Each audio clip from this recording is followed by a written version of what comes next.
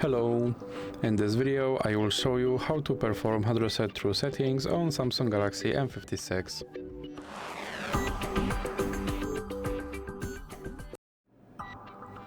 So you have to start by opening your settings application, and now you have to scroll down and click on General Management.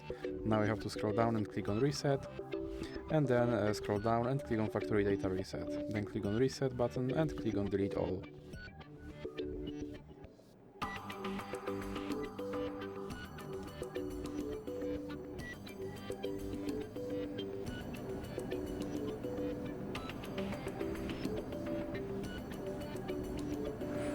And as you can see, my device is now back to its factory settings and I have to perform phone setup all over again. So that's it for this video. If you liked it, please remember to leave a like and subscribe.